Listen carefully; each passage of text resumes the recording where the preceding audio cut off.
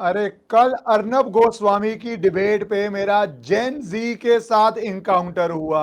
या जेन जी अब कौन है कौन नहीं है इस देश में पता नहीं चलता है, पर वहां पे लोग बैठे थे तो मैं उसको यंगस्टर्स बोल देता हूं।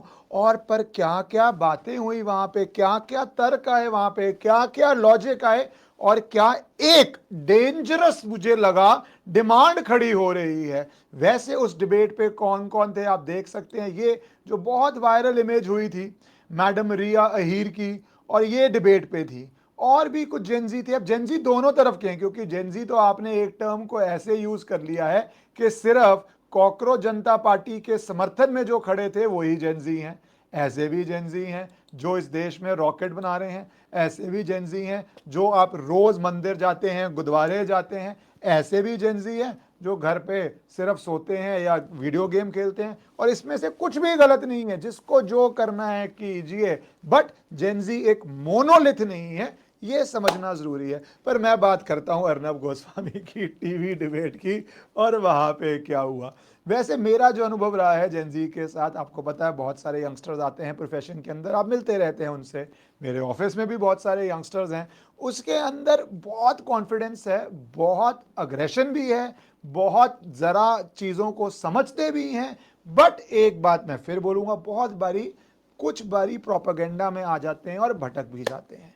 दोनों चीजें चलती हैं, और प्रोपागेंडा में तो जेनजी क्या मिलीनियल्स भी आ सकते हैं, बूमर भी आ सकते हैं। पर अर्नब की डिबेट अद्भुत थी। और मैं जेनजी टर्म नहीं करूंगा, क्योंकि आपको पता है कि कारगिल में जो हुआ, ये लेडी थी, ये भी अब कहती हैं अपने आप को जेनजी। अब क्या ये भी जेनजी हैं? कौन जेनजी है कौन नहीं है मुझे समझ नहीं आता। पर उस डिबेट पे एक क्लिप आप पहले देखिए, फिर थोड़ा आगे बढ़ते हैं। Even Gen Z wants to know then when Kashmir will become a free state. Gen Z wants to know when Kashmir will become a free state. गुलाम है कश्मीर? कश्मीर गुलाम है? पाकिस्तान वाला लॉजिक है। कौन सा कश्मीर इनको आजाद करवाना? दोबारा सुन लीजिए, मैंने कुछ नहीं किया। Even Gen Z wants to know then when Kashmir will become a free state. अब ये जेनजी के अंदर या एजुकेशन के अंदर कश्मीर फ्री स्टेट कहां से आ गया? या ये देखिए, Gen Z also wants to know when Kashmir will become a free state. यही रिपब्लिक ने ट्वीट भी किया हुआ है। इस पे मेरे बहुत स्ट्रॉन्ग व्यूज हैं, मैं इसके वीडियो के अंदर आगे आता हूं। पर पहले मैं इस वाले जेनजी से डील करना चाहता हूं, जहां पे आप आर्मी पे जाके बातें बोल रहे थे। ये भी डिबेट का हिस्सा बना, लोगों ने इस पे भी किया कि क्यों रुके। रियलिटी क्या है ये जानना बहुत जरूरी है। ये बताया जा रहा है 25 जुलाई का वीडियो है 2026 का। यहां पे हो क्या रहा था? डिफेंस मिनिस्टर भारत के Rajnath Singh, army chief general Kargil Vijay Diwas के कार्यक्रमों के लिए जा रहे थे।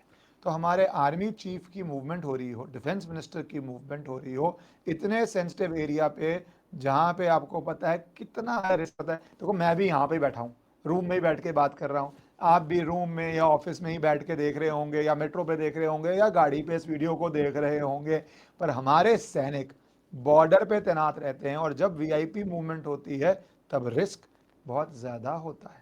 जब सेंसिटिव टारगेट होता है रिस्क बहुत ज्यादा होता है। अब जेनजी की कवरेज के अंदर आप ये तो नहीं कह सकते कि हम पार्लियामेंट को उखाड़ देंगे, भारत को नेपाल बना देंगे, या हमारे देश के डिफेंस मिनिस्टर या आर्मी चीफ सेफ ना रहें। क्या आप ये कह सकते हैं? दूसरा, वो ब्लॉकेज तो वैसे भी कहे जा रहे थे कि पुलिसिंग की डिसीजंस होते हैं, और ये इंटेलिजेंस के डिसीजन होते हैं, कौन सा रास्ता बंद करना है, कितनी देर रखना है। ये वो बात तो हो नहीं रही कि आप एक शहर के, सेफ शहर के बीच में खड़े हैं और घंटों के लिए किसी वीआईपी मूवमेंट के नाम पे बंद किया हुआ है। आजकल वीआईपी भी डेमोक्रेसी के अंदर बहुत कॉन्शियस है। सबको पता है फोटो खिंच जाती है, 10-15 मिनट की बात नहीं कर रहा, वो तो हर देश में होता है। कोई घंटों का जाम नहीं होता unless there is a genuine need and desire. पर है भी या नहीं है? आप वहां पे जो बातें करते हैं, कुछ लोग उसका मजाक उड़ा रहे हैं, किस तरह की इंग्लिश बोलेगी, मुझे वो नहीं अच्छा लगता। मैं किसी की इंग्लिश का मजाक उड़ाना उचित नहीं समझता हूं। कुछ लोग कह रहे हैं कि जो टैक्स पेयर वाली बात की, कितना टैक्स भरते हैं, क्या हमारे आर्मी ऑफिसर नहीं भरते हैं? क्या पेंशन पे टैक्स नहीं भरा जाता आर्मी ऑफिसर द्वारा? और वो टैक्स भरते हैं और देश के लिए सीमा पे रहते हैं, और उनकी जॉब रियल टर्म्स में देश के लिए गोली खाने तक की हो जाती है। वो रिस्क वो लेते हैं, मिसाइल खाने की भी हो जाती है, वो रिस्क वो लेते हैं। आप उनसे ऐसी भाषा में बात कर रहे हैं, और कितना हैट्स ऑफ, कितने कूलली ऑफिसर्स उससे डील कर रहे थे, कितने कूली, मतलब धैर्य चाहिए इतना कूली होने के लिए। बट अब थोड़ा डिबेट पे आते हैं। तो जब ये कश्मीर वाला रिमार्क किया तो मेरा इस पे जवाब क्या था? The person saying free state. मी मान भी सकता, put it on. That आजाद कश्मीर का एजेंडा चाहिए यहाँ पे जेंजी के नहीं चलेगा। You can't call the army an occupation force. You cannot say Kashmir is not It's the Azad. way Azad Kashmir of is Gen what Z Pakistan expressing their wants. Do feelings. support You that? need to You can't have understand. They're problems Gen with Z. that. What I was trying to say that you need to be get That is prepared the for reality. Gen मैं बोल रहा हूं आप army को occupation force नहीं कह सकते। ये लेफ्टिस्ट, ये नक्सल्स का एक नरेटिव चलता था जो कहते थे कि आर्मी ऑक्यूपेशन फोर्स है। ये जेनजी का एक बोलने का स्टाइल है। ये कौन सी भाषा होगी? कश्मीर को आप कब से आज़ाद करवाने की बातें शुरू हो गई, ये कौन सी भाषा होगी? ये रिस्क को मैं हाईलाइट करना चाहता हूं कि ये देखिए क्या क्या वही एजेंडा आते हैं। अर्बन नक्सल की जगह प्रधानमंत्री को दिमागी नक्सल क्यों बोलना पड़ा? क्यों बोलना पड़ा? क्यों आइडेंटिफाई करना पड़ा? हमारे देश की आर्मी के ऊपर या कश्मीर को आज़ाद कैसे बोलने की बात कर रहे हैं? आज़ाद ही है, देश का हिस्सा ही है। पाकिस्तान ने इलीगली कुछ ऑक्युपाई किया हुआ है, वो जो मर्जी टर्म देता है। जैसे मैं नॉर्थ कोरिया के लिए बोलता था, वो अपने को रिपब्लिक भी कहेगा, और जो ऐसे देश होते हैं कई अपने को डेमोक्रेटिक भी कहते हैं, पीपल्स रिपब्लिक, डेमोक्रेटिक रिपब्लिक। और उन देशों के अंदर आप सिस्टम देखिए गवर्नेंस का, मोस्टली नहीं इनवेरेबली आपको पता चलेगा कि वहां पे डिक्टेटरशिप चल रही होती है, वन पार्टी रूल चल रहा होता। नाम देने से नहीं होता, जेनजी बोलने से नहीं होता। वो भी जेनजी पे भी हम बहस कर चुके हैं कि ये अमेरिकन वर्ड है। भारत में तो जेड सिखाया था ना आपको। आप जो देख रहे हैं, किसी ने जी ये वर्ड सुना था? जेड होता था, अब उसको जी बना दिया गया है क्योंकि आपको अमेरिकन एजेंडाज लाने हैं, अमेरिकन लॉजिक लाने हैं जो भारत में एप्लीकेबल भी ना हो। अच्छा, मैं दूसरे पे आता हूँ। जो ये इमेज आइकॉनिक हुई थी, आइकॉनिक क्यों? क्योंकि बहुत फेमस हुई थी, तो इसमें कुछ गलत नहीं है। ये इमेज अब स्क्रिप्टेड थी या जेन्युइन थी या कैसी थी, ये एक सोचने वाली बात है। इसको आप सोच लीजिए, पर मैं उस पर नहीं पड़ रहा। इस डिबेट में एक अद्भुत बात होती है कि अर्नब बीच में बोलते हैं रबिश। अब किसी आर्गुमेंट को बोलना रबिश बहुत जेनजी के ज़माने में तो कोई बड़ी बात ही नहीं है, पर इस पे स्ट्रांगली ऑब्जेक्ट किया जाता है कि ये मुझे ऐसी भाषा नहीं सुननी है। तो मैंने उस पर कुछ कमेंट्स करे। आपको क्या लगता है इस पे? आपकी क्या राय है? rubbish. आप प्लीज मुझे बताइएगा। How interesting was it that because you used the word rubbish, the lady did not like that word. Rubbish but is to a bad abuse the word. prime minister, no, but to abuse the prime minister and his family in 1,000 times worse language. What is rubbish? Rubbish is to an argument. You are making a rubbish argument. It's not even abuse. But you want to have the right as Gen Z to abuse the prime minister, his mother, his family in chaste, worst sort of language possible. But you object to rubbish. This is the logic of Gen Z, which is not the logic, because you bring in these sort of terms on the algorithm of these American companies and then get viral, and then you think this has set your life. Now, अब आप बताइए, आपको rubbish सुनना भी पसंद नहीं, और कोई गलत बात नहीं है। अगर आपको पसंद नहीं है, आप ऑब्जेक्ट कीजिए। आपसे कोई किसी भाषा में बात करता है जो आपको पसंद नहीं है, आप ऑब्जेक्ट कीजिए, आपका सिटीजन का राइट। आप बोलिए कि प्लीज रबिश भी मत बोलिए मुझे। वैसे रबिश है क्या? कुछ भी नहीं है। कल को कोई बोलेगा बुल मत बोलिए, कल को कोई बोलेगा क्रैप मत बोलिए, बोल सकते हैं, आपकी मर्जी है आपसे कोई कैसे बात करे। प्रधानमंत्री की कोई मर्जी नहीं है। उनको, उनकी माता जी को, उनके परिवार को आप ऐसी ऐसी गालियां दें।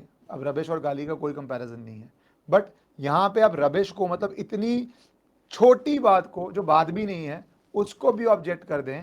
बट प्रधानमंत्री के परिवार को ऐसी गालियां जो शायद मोस्ट लोगों ने सुनी भी नहीं होंगी बिफोर उस जेन जी प्रोटेस्ट के नाम पे दी गई थी। प्रधानमंत्री का दिल देखिए बड़ा। बहुत लोगों ने कहा कि प्रधानमंत्री का दिल इतना बड़ा नहीं होना चाहिए, लीगल कार्रवाई होनी चाहिए।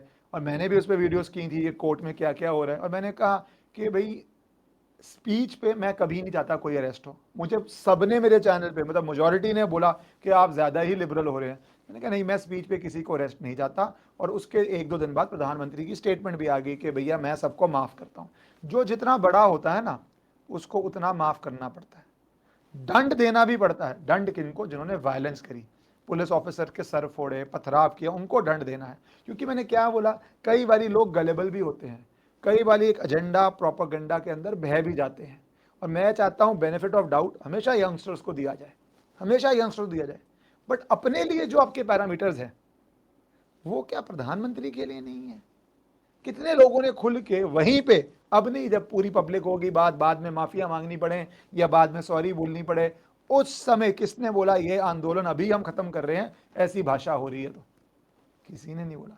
महात्मा गांधी का एग्जाम्पल देते हैं, फिर उनकी सारी बातें की जिन्होंने कितने आंदोलन बंद करे जब आंदोलन हिंसक हो रहे थे, वो भी पर बात आप नोट कीजिए, पर आप वो करेंगे नहीं। अच्छा, फिर उसके साथ चलो ये तो एक बात होगी कि भाषा क्या है, भाषा क्या नहीं है, कौन से एजेंडा आने चाहिए जेनजी के अंदर। मैंने तो वहाँ पर सवाल पूछा, मैंने कहा, उन पूरी क्लिप्स नहीं डाल रहा हूँ, मैंने कहा भाई मुझे बताओ जेनजी के अंदर एजेंडा क्या है? क्या कश्मीर को फ्री करवाना एजेंडा है? क्या आर्मी के विरुद्ध एजेंडा है? क्या हमारे देश की संस्थाओं के अगेंस्ट एजेंडा है? क्या पार्लियामेंट को उखाड़ के फेंकना एजेंडा है? क्या भारत को नेपाल बनाना एजेंडा है? तो भैया मैं तो आपका हर फोरम पे विरोध करूंगा।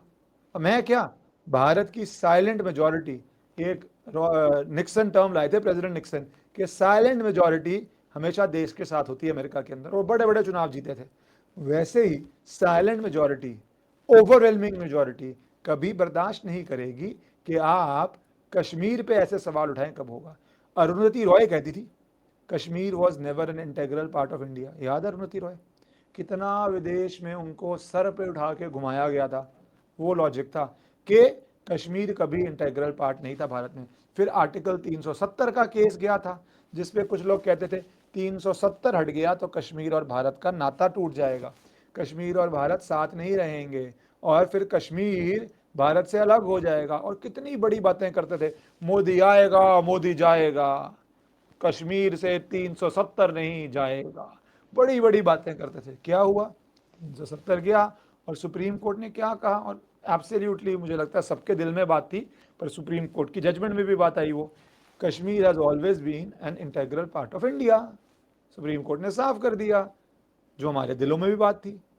तो आप ये जो खतरा क्या होता है, जेन्युइन डिमांड एजुकेशन पे हो सकती है, होनी चाहिए है, जेन्युइन डिमांड जॉब पे हो सकती है, होनी चाहिए, पर उस जेन्युइन डिमांड की आड़ में कश्मीर या हमारी पुलिस फोर्सेस या हमारी कोई भी इंस्टीट्यूशन पे अगर अटैक हो तो वो कैसे हो जाएगी? जैसे अब आपको सुनिए, वंदे मातरम को लेकर नैरेटिव चल रहा है इस देश में, वो एक सेपरेट टॉपिक है, वो जेनजी का टॉपिक नहीं है, वो एक पॉलिटिकल टॉपिक है।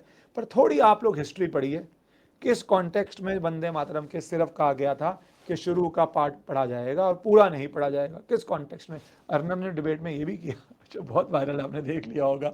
पूछा अर्नब ने कि वंदे मातरम के कितने स्टैंजा हैं, प्लीज बताइए। पूछा अर्नब ने भारत के अंदर कितनी स्टेट्स हैं, कितनी यूनियन टेरिटरीज हैं। वो चलो अच्छा है, डिबेट का एक हिस्सा हो सकता है, पर मैं तो फोकस कर रहा हूँ खतरनाक एजेंडा पे। आपकी नॉलेज और आपकी लैक ऑफ नॉलेज हर व्यक्ति की डिफरेंट हो सकती है, बट नेशनल सिक्योरिटी पे तो डिफरेंस नहीं हो सकता। आपके लिए पोलाइट वर्ड यूज हो, आपके लिए रिस्पेक्टफुल वर्ड यूज हो, वो सही है। प्रधानमंत्री के लिए किस तरह की भाषा हो वो आपकी मर्जी है, उनके परिवार पे कैसी भाषा हो वो आपकी मर्जी है। तो ये जो दोहरे मापदंड है, मुझे लगता है अब जनता समझ रही है। तभी जो सीजेपी के साथ हुआ, जब वो किसी स्कूल में जबरन घुस रहे थे या बिना परमिशन के घुस रहे थे, वो आपने देखा है, आज वो सारा वायरल हुआ है। और मैंने तब भी कहा कि ये भी गलत है। पर अब क्या हो रहा है, जब आप गलती पे गलती करी जा रहे हैं, एक तरफ कह रहे हैं पुलिस नहीं होनी चाहिए, जंतर मंतर पे पुलिस नहीं चाहिए आपको, जंतर मंतर पे आपको नहीं चाहिए कि किसी भी तरह का सर्वेलेंस कैमरा आ जाए, और पुलिस ना हो तो फिर जनता वर्सेस जनता जब होता है तो भगवान नहीं जाने क्या क्या होता है। डेमोक्रेसी के लिए अच्छा नहीं है। तभी लॉ एंड ऑर्डर पुलिस का काम है। तो हर चीज आप जेनजी के गाब में अमेरिकन एजेंडा ना ले आओ, D fund the police, police की फंडिंग रोक दो। अमेरिका में एजेंडा चलाया गया है, क्या वो एजेंडा भी अब कल लेके आएंगे कि पुलिस को सैलरी मत दी जाए, पुलिस को डिफंड कर दिया जाए, पुलिस के पास वेपन्स ना हो, पुलिस के पास सर्वेलेंस कैमरा ना हो, पुलिस के पास टेक्नोलॉजी ना हो? अगर ये सब हो रहा है तो ऐसी वीडियोस बहुत ज़रूरी हैं। We have to call it out कि भैया एक टर्म के अंडर आप सारे ऐसे एजेंडा नहीं चला सकते। जो एक एजुकेशन की बात से शुरू हुआ था, ज़रूर कीजिए, पर जब ये सारे बाकी एजेंडा चला रहे हैं तो मुझे लगता है वो धीरे धीरे अच्छी तरह एक्सपोज हो रहे हैं। आपका क्या व्यू है? मेरे लिए तो बहुत इंटरेस्टिंग था, क्योंकि उसी डिबेट पे और भी जेनजी थे जो भारत की बात कर रहे थे। शायद वो इन जेनजी से यंगर जेनजी भी हों, जैसे बोला मैं यंगस्टर्स ही बोलता हूं, और वो तो खुल के कह रहे थे कि भारत किस दिशा में जा रहा है, कैसे जाना है, उस पर ध्यान देने की भी ज़रूरत है। सो आई होप ये जो जेनजी का एक वर्ड उठ गया है, बैटल उठ गई है, वो भारत को सही दिशा में लेके जाए, गलत दिशा में लेके ना जाए।